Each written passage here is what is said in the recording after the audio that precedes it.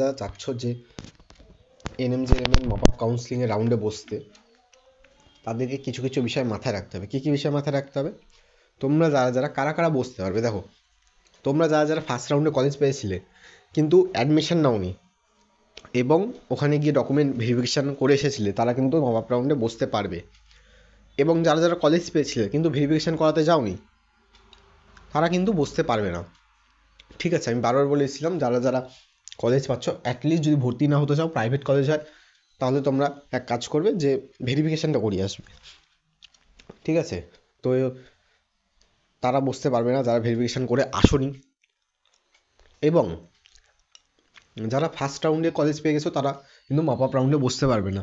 এবং তোমরা যদি সেকেন্ড রাউন্ডেও চান্স পেয়ে থাকো কোনো একটা কলেজে, সেটা প্রাইভেট হোক বা গভর্নমেন্টে হোক, তুমি যেখানে অ্যাডমিশন নিয়ে থাকো, তুমি ফার্স্ট রাউন্ডে কলেজ পাও, তুমি সেকেন্ড রাউন্ডে কলেজ পাও, তোমরা যদি অ্যাডমিশন নিয়ে নাও তাহলে কিন্তু তুমি মপ আপ রাউন্ডে বসতে পারবে না। ঠিক আছে, এবং যারা যারা ভাবছো যে আমরা তো ফার্স্ট রাউন্ডে অ্যাটেম্প করিনি, সেকেন্ড রাউন্ডে অ্যাটেম্প করিনি, রেজিস্ট্রেশনই করিনি, তারা কিন্তু মপ আপ কাউন্সিলিংয়ে বসতে পারো, কিন্তু তোমাদের ক্ষেত্রে 700 টাকার মতো লাগবে। ঠিক আছে, এবং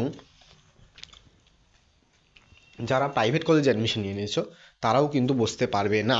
ঠিক আছে, যে কোনো রকম অ্যাডমিশন নাও, তুমি এএনএমে নাও, জিএনএমে নাও, ঠিক আছে, তো তোমরা কিন্তু যারা একবার অ্যাডমিশন নিয়ে নিয়েছো তারা কিন্তু বসতে পারবে না। তুমি যদি ফার্স্ট রাউন্ডে কলেজ পাও, ঠিক আছে, এবং অ্যাডমিশন না নাও এবং ভেরিফিকেশান করে করে এসেছো, তাহলে কিন্তু বসতে পারবে। কিন্তু যদি তুমি ভেরিফিকেশান না করাও তাহলে কিন্তু তুমি অ্যালাউই হবে না। ঠিক আছে, তো এইসব বিষয় তোমাকে মাথায় রাখতে হবে মপ আপ কাউন্সিলিংয়ের, খুব গুরুত্বপূর্ণ বিষয় এগুলো।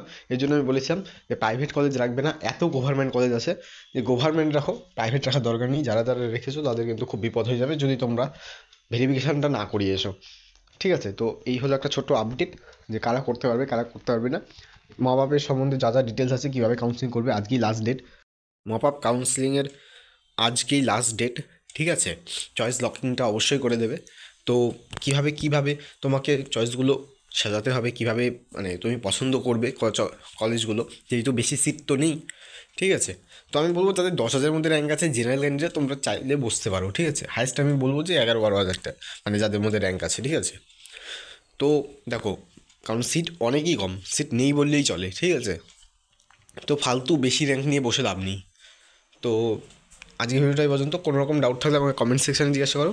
আর মপ আপ কীভাবে সাজাবে কলেজ সেই সংক্রান্ত যে ভিডিওটা আছে, আমি এই ভিডিওর নিচে ডিসক্রিপশন বক্সে লিঙ্ক দিচ্ছি, সেই ভিডিওটা গিয়ে একবার দেখে নিতে পারো।